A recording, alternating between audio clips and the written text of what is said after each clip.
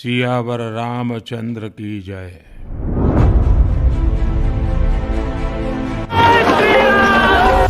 तीन नहीं तो 3000 नहीं बचेगी एक मजार।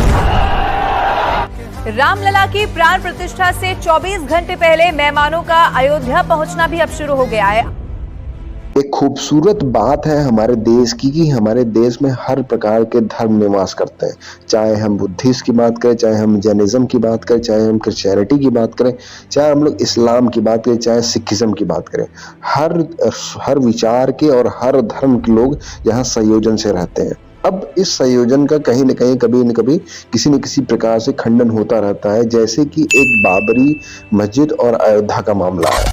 16वीं शताब्दी में बाबरी मस्जिद बना और ऐसा कहा जाता है जहां बाबरी मस्जिद बनी वहां पे रामलला जी का जन्मस्थल था, जो कि हमारे सुप्रीम कोर्ट के द्वारा उसको सिद्ध किया गया कि जहां पे बाबरी मस्जिद बनी थी वहां पे रामलला का जन्मभूमि है।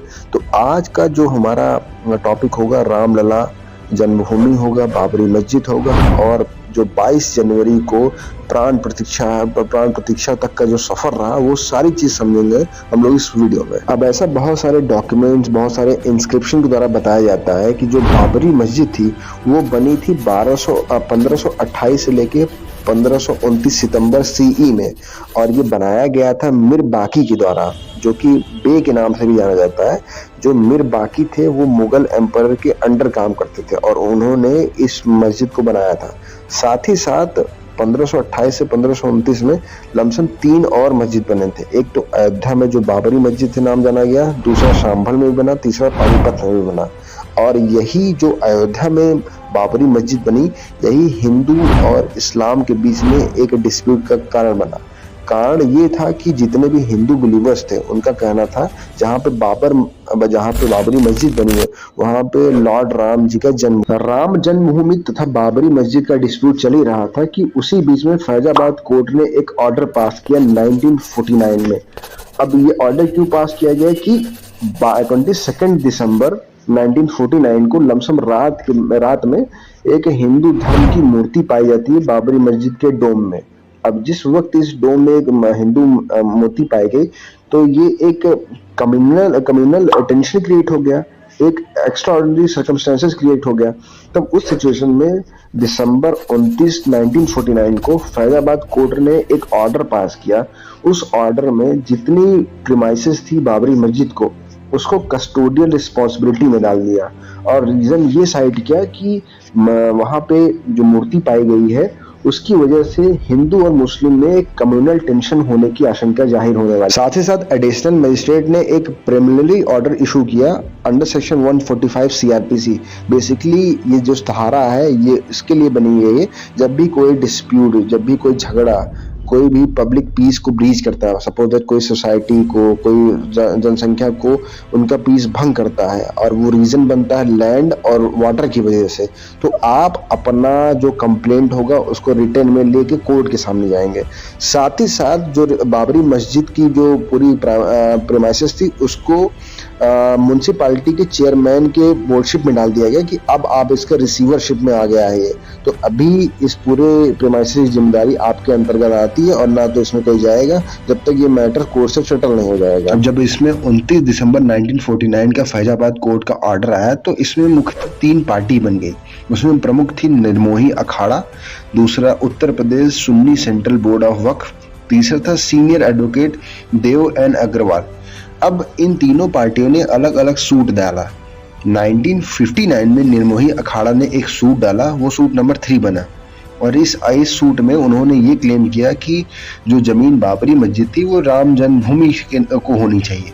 साथ ही साथ 1961 में Uttar Pradesh Sunni central of Waqf board ने, जो कि सुन्नी वक्फ बोर्ड के नाम से भी जाना जाता है, वो सूट नंबर 4 बना, जिसमें वो ये क्लेम कर रहे थे कि ये जो जमीन है ये मस्जिद की है। तीसरा 1989 में एक सीनियर एडवोकेट थे देव एन अग्रवाल, इन्होंने सूट नंबर 5 डाला। इसमें इन्होंने लॉर्ड रामलला के हक में हाईकोर्ट में एक सूट डाला और कहा कि ये जो जमीन थी ये रामलला के नाम पे जमीन थी, यहाँ पे एक इलीगल कंस्ट्रक्शन हुआ था। अब जब 1989 में ये सूट इलाहाबाद हाई कोर्ट में डाला गया तो जो रिमेनिंग 2 सूट्स थे वो भी इलाहाबाद हाई कोर्ट में आ गए। सितंबर 2010 में इलाहाबाद हाई कोर्ट ने एक जजमेंट डिलीवर किया अयोध्या राम जन्मभूमि के मैटर पे, और उन्होंने अयोध्या के टाइटल को 3 इक्वल पार्ट्स में बांट दिया गया और ये अवार्ड हुआ निर्मोही अखाड़ा को, साथ ही साथ त्रिलोकनाथ पांडे को। त्रिलोकनाथ पांडे रिप्रेजेंटेटिव थे लॉर्ड राम के और ये आरएसएस के वॉलंटियर थे, साथ ही साथ विश्व हिंदू परिषद के फंक्शनरी भी थे, और इन्होंने रिप्लेस किया था अग्रवाल जी को। ये रिप्लेस इसलिए हुए थे क्योंकि अग्रवाल की डेथ हो गई थी। साथ ही साथ तीसरा पार्ट बटा था सुन्नी वक्फ बोर्ड पे। तो कॉन्सिक्वेंटली 2010 के सितंबर के इलाहाबाद हाईकोर्ट के ऑर्डर पे इसके मुख्यतम पार्ट का डिवीजन हुआ था। वो निर्मोही अखाड़ा में गया, दूसरा त्रिलोकनाथ पांडे के हक में गया, तीसरा सुन्नी वक्फ बोर्ड में गया। अब 2010 के जजमेंट के बाद भी तीनों पार्टी सेटिस्फाइड नहीं थी। अब तीनों पार्टी का कहना था बहुत सारे अभी भी क्लेम्स हमारे डिस्प्यूटेड है, अभी तक इस पे कोई रेजोल्यूशन नहीं हुआ। तो 2011 में सुप्रीम कोर्ट ने इलाहाबाद हाईकोर्ट के जजमेंट को स्टे कर दिया गया क्योंकि तीनों पार्टी ने एकजुट होकर एक अपील सुप्रीम कोर्ट में डाल दी थी। 27 सितंबर 2018 को 3 जज बेंच की एक जजमेंट डिलीवर होती है। अब प्रमुखतः उस 3 जज की बेंच में जस्टिस भूषण और चीफ जस्टिस मिश्रा, साथ ही साथ जस्टिस नाजीर थे। अब इसमें 2/1 की मेजॉरिटी आई थी, जिसमें ये कहा गया था कि जो प्रेजेंट मैटर है बाबरी मस्जिद और राम जन्मभूमि की, इस मैटर को हम लोगों को कॉन्स्टिट्यूशनल बेंच में भेजना चाहिए। कॉन्स्टिट्यूशनल बेंच का मतलब है उस बेंच में 5 जज होंगे सुप्रीम कोर्ट के, उसके सामने इस मैटर को भेजा जाए क्योंकि ये मैटर लैंड वाटर इन सबसे संबंधित है। तो इसमें 2 जजों की मेजॉरिटी आई, जिसमें जस्टिस भूषण और चीफ जस्टिस मिश्रा की। इन्होंने कहा कि इस मैटर को इसी 3 जज की बेंच ही सुनेगी, इसको लार्जर कॉन्स्टिट्यूशन बेंच को भेजने की जरूरत नहीं है। जो 3 जजों की बेंच को बैठाने वाले चीफ जस्टिस से जस्टिस दीपक मिश्रा, ये रिटायर्ड हो गए 2 अक्टूबर 2018 को। अब जो हमारे नए चीफ जस्टिस बने श्री रंजन गोगोई, उन्होंने जनवरी 8, 2019 को चीफ जस्टिस की पोस्ट को असाइन किया। साथ ही साथ जो राम जन्मभूमि और बाबरी मस्जिद का जो मैटर था उसको 5 कॉन्स्टिट्यूशन बेंच को भेज दिया गया क्योंकि इनके पास चीफ जस्टिस की एडमिनिस्ट्रेटिव पावर थी, तो ये चीज कर सकते थे। पर चीफ जस्टिस दीपक मिश्रा और उनके साथ जस्टिस भूषण, इन्होंने 2018 के जजमेंट में ये बोला था कि इस मैटर को कॉन्स्टिट्यूशन बेंच को भेजने की जरूरत नहीं है। अब जब भी कोई भी मामला कोर्ट में आता है, अगर वो मामला क्राइम से संबंधित ना हो, तो कोर्ट हमेशा प्रयास करती है कि पार्टीज इस मैटर को निगोशिएशन, आर्बिट्रेशन और कंसिलिएशन के माध्यम से रिजॉल्व कर ले। हिंदी में अगर इसका अनुवाद करें कि बातचीत करके एक रेजोल्यूशन पे आए। तो मार्च 8, 2019 को कोर्ट ने ये ऑर्डर दिया कि जितने भी पार्टीज हैं इसमें, वो इस मैटर को मीडिएट करो, और मीडिएशन का पीरियड है उनका 8 वीक का। अब मीडिएशन का टाइम स्टार्ट होता है मार्च 13 से और ये कंप्लीट होगा अर्ली मई में ही जाके। पर मई 10 को कोर्ट ने इस मीडिएशन पीरियड को एक्सटेंड कर दिया गया और इस पीरियड को एक्सटेंड करते हुए इसको अगस्त 15 तक कर दिया गया क्योंकि बहुत सारी पार्टीज उसमें रिक्वेस्ट कर रही थी कि शायद हम मीडिएशन के थ्रू किसी कंक्लूजन पे आ सकते हैं। जैसा कि जो प्रेजेंट मैटर था ये एक रिलीजियस सेंटिमेंट से जुड़ा हुआ था, एक मस्जिद से जुड़ा था, एक राम से जुड़ा था, क्योंकि हमारी इंडिया एक राम पॉपुलेटेड कंट्री है, which means Hindu populated country है। तो जाहिर सी बात थी उस मीडिएशन से कोई समाधान नहीं निकला। तो जुलाई 9 को एक पार्टी थी, उसमें उनका नाम था गोपाल सिंह विश्राद। उन्होंने कोर्ट को अप्रोच किया और कहा कि आप इसमें डे टू डे कोर्ट की हियरिंग स्टार्ट करवाइए, आर्गुमेंट स्टार्ट करवाइए, एविडेंसेस को रिकॉर्ड करवाइए, क्योंकि जो मीडिएशन का प्रोसेस चल रहा है इससे कोई रेजोल्यूशन नहीं निकल रहा है। अब आर्गुमेंट स्टार्ट होता है अगस्त 6 से। इसमें सबसे पहले आर्ग्यू किया था निर्मोही अखाड़ा ने, उसके बाद श्री राम विराजन और अदर जो हिंदू के पार्टीज थे उनको सुना। उसके बाद उन्होंने सुन्नी वक्फ बोर्ड को सुनना स्टार्ट किया। उसी बीच में चीफ जस्टिस रंजन गोगोई ने ये ऑर्डर किया कि जितने भी पार्टीज वो सब अपना फाइनल आर्गुमेंट कंक्लूड कर देंगे 18 अक्टूबर तक। जैसा कि चीफ जस्टिस रंजन गोगोई ने ये रिक्वेस्ट किया था सारी पार्टीज से कि आप सब अपना फाइनल आर्गुमेंट कंक्लूड कर देंगे 18 अक्टूबर से पहले। परिणाम स्वरूप सारे पार्टीज ने अपना सारा आर्गुमेंट खत्म कर दिया 16 अक्टूबर तक ही, और 16 अक्टूबर को ही ऑनरेबल सुप्रीम कोर्ट ने उस मैटर को जजमेंट रिजर्व कर लिया। ऑर्डर रिजर्व करने का और जजमेंट रिजर्व करने का मतलब है कि कोर्ट ने दोनों पक्ष को सुन लिया, दोनों पक्ष को समझ लिया, सारे एविडेंस को रिकॉर्ड कर लिया।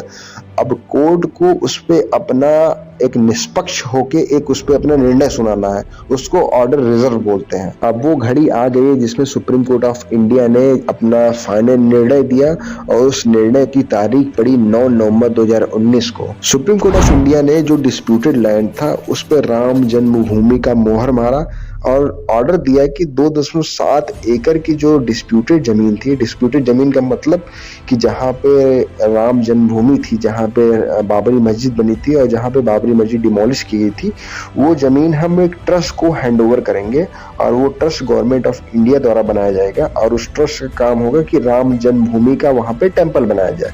साथ ही साथ कोर्ट ने ये भी ऑर्डर दिया गवर्नमेंट को कि एक अल्टरनेटिव 5 एकड़ की लैंड उत्तर प्रदेश सुन्नी सेंट्रल वक्फ बोर्ड को दिया जाए।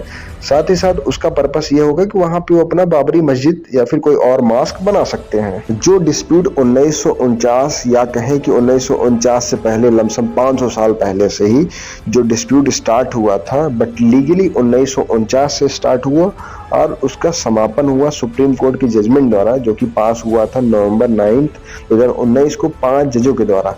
और इसमें बड़ी इंटरेस्टिंग बात ये भी है कि जो 5 जज थे ये इन्होंने मेजॉरिटी से जजमेंट दिया कि जहाँ पे बाबरी मस्जिद थी वहाँ पे राम जन्मभूमि था। तो इस डिस्प्यूट को विराम देते हुए उन्होंने राम मंदिर के पार्टीज को भी राइट दिया, साथ ही साथ जो मुस्लिम पार्टीज थे उनको भी राइट दिया।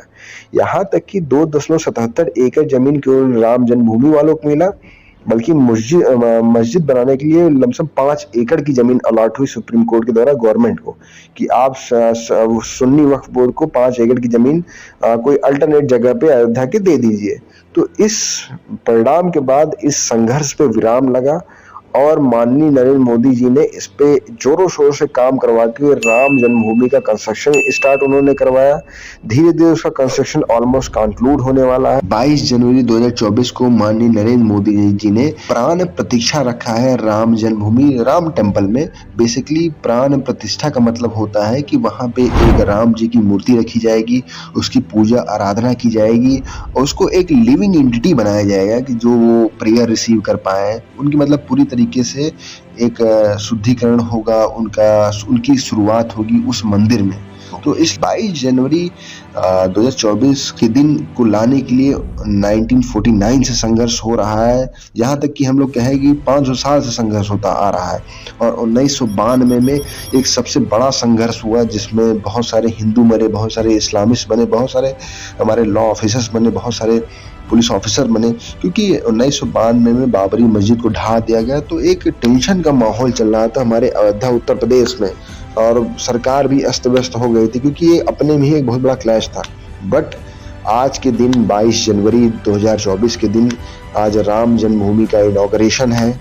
राम जी अयोध्या में आ गए हैं, तो ये अपने में ही एक बहुत संघर्ष की बात। तो इसी के साथ इस वीडियो को समाप्त करते हैं। इस वीडियो में हमने आपको 1949 से लेके 9 नवंबर 2019 तक का पूरा संघर्ष आपको बताया। सुप्रीम कोर्ट का क्या डिस्कशन, क्या जजमेंट, तो वो सारी चीजें आपको बताई। अगर वीडियो अच्छी लगी तो वीडियो को लाइक करो, चैनल को सब्सक्राइब करो, वीडियो को शेयर करो।